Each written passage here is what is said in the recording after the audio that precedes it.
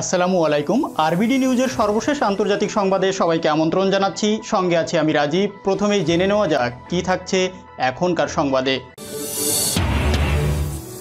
মার্কিন ক্যাপিটলে হামলা, যুদ্ধের প্রস্তুতি নিয়ে এসেছিলেন হামলাকারীরা। পদত্যাগ নয়, আস্থা ভোটের মুখোমুখি হতে চান নেপালের প্রধানমন্ত্রী। মিয়ানমারে বিক্ষোভ অব্যাহত, সংকট সমাধানে চলছে কূটনৈতিক প্রচেষ্টা। নরেন্দ্র মোদির জন্য ট্রাম্পের চেয়েও খারাপ পরিণতি অপেক্ষা করছে বলছেন মমতা। এবং সর্বশেষ থাকছে, যে শর্ত মানলে পূর্ব ঘোষণা ছাড়াই ইরানের পরমাণু স্থাপনা পরিদর্শনের সুযোগ পাবে IAEA। এতক্ষণ প্রধান অংশগুলো শুনলেন, এখন বিস্তারিত। তবে তার আগে রিকোয়েস্ট থাকবে ভিডিওটিতে একটি লাইক দিয়ে সাথেই থাকুন। মার্কিন ক্যাপিটলে হামলা, যুদ্ধের প্রস্তুতি নিয়ে এসেছিলেন হামলাকারীরা। যুক্তরাষ্ট্রের ক্যাপিটল হিলে গত 6 জানুয়ারির হামলার আগে নিরাপত্তার দায়িত্বে থাকা সিনিয়র কর্মকর্তারা ওই হামলার জন্য গোয়েন্দা ব্যর্থতাকেই দায়ী করেছেন। সিনেট কমিটিতে সাক্ষ্য দেওয়ার সময় তারা বলেন, হামলাকারীরা যুদ্ধের প্রস্তুতি নিয়ে এসেছিলেন। ডোনাল্ড ট্রাম্পপন্থী বিক্ষোভকারীদের কংগ্রেস ভবনে ওই হামলার ঘটনায় অন্তত 4 জন নিহত হয়েছিলেন। ওই হামলার পর পদত্যাগ করা 4 জন কর্মকর্তার মধ্যে 3 জন মঙ্গলবার হোমল্যান্ড সিকিউরিটি ও গভর্নমেন্ট অ্যাফেয়ার্স কমিটিতে সাক্ষ্য দেন। ওয়াশিংটন ডিসি পুলিশের ভারপ্রাপ্ত প্রধান রবার্ট কোন্তে আইন প্রণেতাদের জানিয়েছেন, হামলাকারীদের দমনে পেন্টাগন থেকে ন্যাশনাল গার্ড মোতায়েনে এত বেশি সময় লেগেছিল যা তাকে বিস্মিত করেছে। ডেমোক্র্যাটরা ওই হামলায় উস্কানি দেওয়ার জন্য ডোনাল্ড ট্রাম্পের বিরুদ্ধে অভিশংসনের উদ্যোগ নিয়েছিল। পরে সিনেটে 2/3 ভোট না থাকায় ট্রাম্প শাস্তি থেকে রেহাই পেয়ে যান। ক্যাপিটল পুলিশের সাবেক প্রধান স্টিভেন সান্ড বলেছেন, ক্যাপিটল হিল থেকে আইন শৃঙ্খলা রক্ষাকারী বাহিনীকে দূরে রাখার জন্য পাইপ বোমা রাখা হয়েছিল। হামলাকারীদের গ্রুপ যখন সিকিউরিটি এরিয়ায় আসে, তারা অন্য সাধারণ প্রতিবাদকারীদের মতো আসেনি। এটি আর কখনোই দেখেনি আমি। তিনি বলেন, ফেডারেল এজেন্সিগুলোর মধ্যে সমন্বিত ও পূর্ণাঙ্গ গোয়েন্দা তথ্যের ঘাটতি ছিল। ক্যাপিটলে পুলিশ ক্যাপ্টেন কার্নেশা মেন্ডোজা কমিটিতে বলেন, তার মুখে রাসায়নিক দ্রব্য ছুঁড়েছিল হামলাকারীরা, যা থেকে এখনও তিনি সেরে ওঠেননি। একই সঙ্গে এত কিছু হয়েছে যে আমার 19 বছরের ক্যারিয়ারে এটি ছিল সবচেয়ে ভয়াবহ। তিনি মনে করেন, নিরাপত্তা বাহিনীর সঙ্গে আরও অন্তত 10 গুণ লোকবল থাকা দরকার ছিল। ওই কর্মকর্তা বলেন, FBI রিপোর্টে হামলাকারীদের যুদ্ধের প্রস্তুতির কথা বলা হলেও সেটি হামলার আগে নিরাপত্তার দায়িত্বে থাকা কর্মকর্তার কাছে পৌঁছায়নি। আর কর্মকর্তারা মিলিটারি গ্রুপস চাননি, এমন রিপোর্ট প্রত্যাখ্যান করেন সাবেক sergeant at arms Paul Irving. সাবেক senator sergeant at arms Michael Stenger বলেন, আমরা সবাই একমত যে ইন্টেলিজেন্সেরই সাপোর্ট পাওয়া যায়নি। ওদিকে সিনেটর আমি ক্লোবুচার জানিয়েছেন যে ন্যাশনাল গার্ড গ্রুপ ডাকার বিষয়ে আগামী সপ্তাহে পেন্টাগন কর্মকর্তাদের সাক্ষ্য দিতে ডাকা হবে। ডোনাল্ড ট্রাম্পের কয়েক হাজার সমর্থক দেশটির ঐতিহাসিক ও রাজনৈতিকভাবে সবচেয়ে গুরুত্বপূর্ণ কংগ্রেস ভবনের ভিতরে ঢুকে পড়তে সক্ষম হয়েছিল। তখন নির্বাচিত আইন প্রণেতারা সেখানে প্রেসিডেন্ট নির্বাচনে জো বাইডেনের বিজয়কে অনুমোদন করার জন্য জড়ো হয়েছিলেন। সহিংসতায় যেসব ছবি ও ভিডিও ফুটেজ পাওয়া গেছে, সেগুলোতে দেখা যাচ্ছে প্রেসিডেন্ট ট্রাম্পের উম্মত সমর্থকেরা ক্যাপিটল হিলের ভিতরে ঢুকে সেখানে ঘুরে ঘুরে কতটা তাণ্ডব চালাতে সক্ষম হয়েছে। প্রেসিডেন্ট ট্রাম্পের সমর্থকদের দেখা গেছে তারা ভবনের ভিতরে ভাঙচুর চালাচ্ছে, ছবি তুলছে, এমনকি অনেকে তাদের এই তাণ্ডবলীলা সোশ্যাল মিডিয়াতেও সরাসরি সম্প্রচার করছে। অনেকে ভবনের ভিতর থেকে বিভিন্ন জিনিসপত্র লুট করে নিয়ে গেছে। সেগুলোকে মার্কিন গণতন্ত্রের প্রতীক হিসাবে বিবেচনা করা হয়। টেলিভিশনে এবং অনলাইন মিডিয়াতে এই আক্রমণের খবর সারা বিশ্বে প্রচার হওয়ার সাথে সাথে অনেকেই সেখানে মোতায়েন থাকা ক্যাপিটল পুলিশ বাহিনীর ভূমিকা নিয়ে প্রশ্ন তুলেছেন। ভবনটির নিরাপত্তার জন্য সেখানে ক্যাপিটল পুলিশের প্রায় 2000 সদস্যের একটি বাহিনী মোতায়েন রাখা হয়।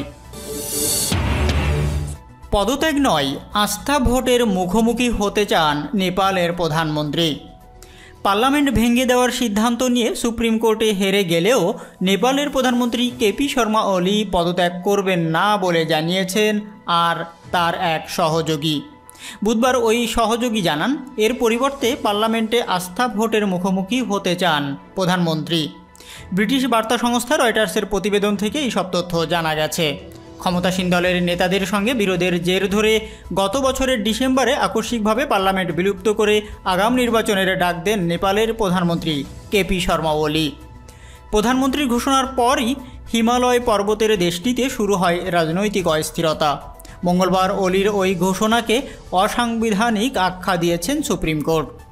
একই সঙ্গে আগামী 8 মার্চের আগে পার্লামেন্টের অধিবেশন ডাকতেও নির্দেশ দিয়েছেন। সর্বোচ্চ আদালতের রায়ের পর পরিস্থিতি পর্যালোচনার জন্য ক্ষমতাসীন দলের নেপাল কমিউনিস্ট পার্টির মিত্রদের সঙ্গে বৈঠক শুরু করেছেন প্রধানমন্ত্রী 69 বছর বয়সী কেপি শর্মা ওলি। বুধবার কেপি শর্মা ওলির সহযোগী সূর্য থাপা রয়টার্সকে বলেন, প্রধানমন্ত্রী এখন পদত্যাগ করবেন না, এরকম কোনো প্রশ্ন নেই, তিনি পার্লামেন্টের মুখোমুখি হবেন। এদিকে সুপ্রিম কোর্টের সিদ্ধান্তকে স্বাগত জানিয়ে বুধবার দেশটির রাজধানী কাঠমান্ডুর বিভিন্ন সড়কে সমাবেশ করেছে ওলি বিরোধী কয়েক হাজার মানুষ। তারা প্রধানমন্ত্রীর পদত্যাগের দাবিও তুলেছে।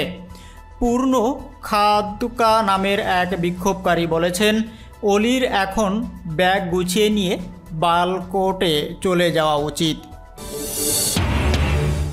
মিয়ানমারে বিক্ষোভ অব্যাহত, সংকট সমাধানে চলছে রাজনৈতিক প্রচেষ্টাও। মিয়ানমারের সামরিক অভ্যুত্থানের বিরুদ্ধে প্রতিবাদ ও বিক্ষোভ সমাবেশ অব্যাহত রয়েছে। সাম্প্রতিক অভ্যুত্থানের পর দেশটিতে যে রাজনৈতিক সংকট সৃষ্টি হয়েছে তা নিরসনের জন্য চলমান কূটনৈতিক প্রচেষ্টার মধ্যেই এই বিক্ষোভ চলছে। বুধবার মিয়ানমারের বিভিন্ন শহরে রাস্তায় নেমে আসে প্রতিবাদী জনতা। তারা সবাই ন্যাশনাল লিগ ফর ডেমোক্রেসির নেত্রী অং সান সু চির মুক্তির দাবি জানায়। সামরিক শাসনের বিরুদ্ধে বিক্ষোভ করতে গিয়ে এ পর্যন্ত মিয়ানমারের 4 জন নাগরিক নিহত হয়েছে। চলতি সপ্তাহে দেশটিতে বিশাল বিক্ষোভ ও সাধারণ ধর্মঘট পালিত হয়। এদিকে দক্ষিণ ও পূর্ব এশিয়ায় গুরুত্বপূর্ণ কূটনৈতিক শক্তি ইন্দোনেশিয়া মিয়ানমারের চলমান সংকট সমাধানের জন্য কূটনৈতিক প্রচেষ্টা চালাচ্ছে। ইন্দোনেশিয়ার পররাষ্ট্র মন্ত্রণালয়ের মুখপাত্র টেঙ্কু ফাইজাইশাহ বলেন, মিয়ানমারের সব পক্ষের সঙ্গে যোগাযোগ রাখতে জাকার্তা প্রতিশ্রুতিবদ্ধ। মিয়ানমার ও ইন্দোনেশিয়া দুদেশই আসিয়ানের সদস্য। গত 1 ফেব্রুয়ারি মিয়ানমারের সামরিক অভ্যুত্থান হয়। এর মধ্য দিয়ে দেশটির সেনাবাহিনী অং সান সু চি সহ বহু রাজনৈতিক নেতা ও সরকারের কর্মকর্তাদেরকে আটক করেছে। এর বিরুদ্ধে জনগণ বিক্ষোভ করতে শুরু করে, যা এখনও চলমান।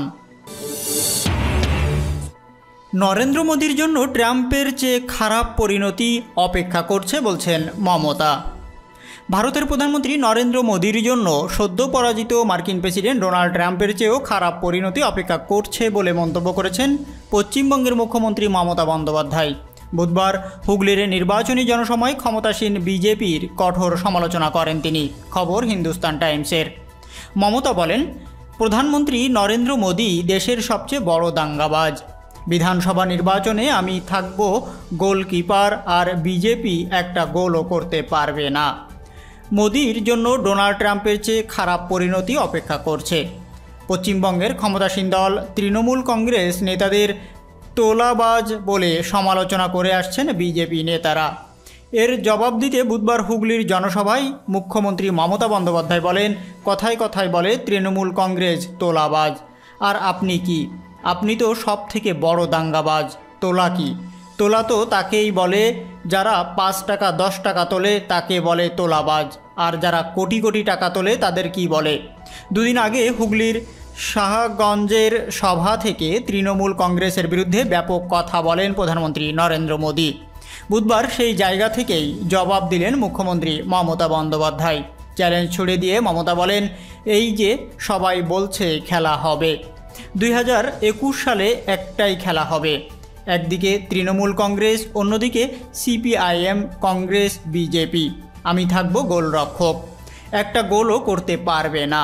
তবে বাংলার এই খেলায় যদি বিজেপি হেরে যায় তাহলে বুঝে নিতে হবে সারা ভারত থেকেই ওদের বিদায় নিতে হবে।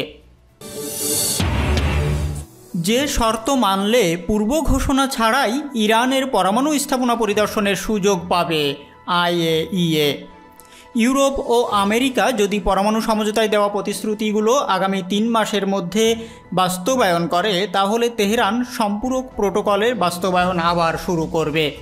এই তথ্য জানিয়েছে ইসলামী প্রজাতন্ত্র ইরানের সংসদের জাতীয় নিরাপত্তা ও পররাষ্ট্র নীতি বিষয়ক কমিশনের উপপ্রধান শাহরিয়ার হেইদারি। তিনি আন্তর্জাতিক আণবিক শক্তি সংস্থা বা IAEA এর সঙ্গে ইরানের সমঝোতা প্রসঙ্গে বলেন, ইউরোপীয় দেশগুলো এবং আমেরিকাকে একটা ভালো সুযোগ দেওয়া হয়েছে।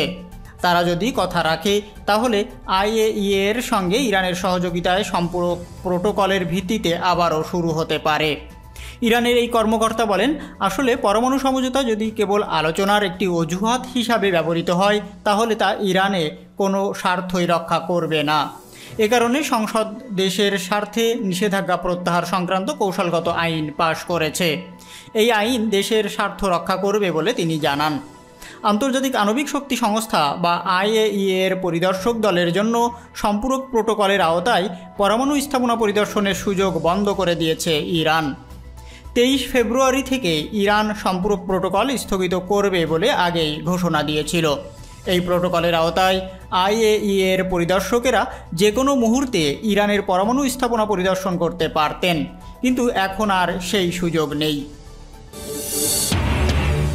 ভিডিওটি যদি ভালো লাগে অবশ্যই লাইক করবেন এবং কমেন্টস করে জানিয়ে দিবেন এই সকল বিষয়ের উপর আপনার মূল্যবান মতামত। আর অবশ্যই আপনার পরিবার ও বন্ধুবান্ধবের ভিতর ভিডিওটি শেয়ার করে দেবেন। আল্লাহ হাফেজ।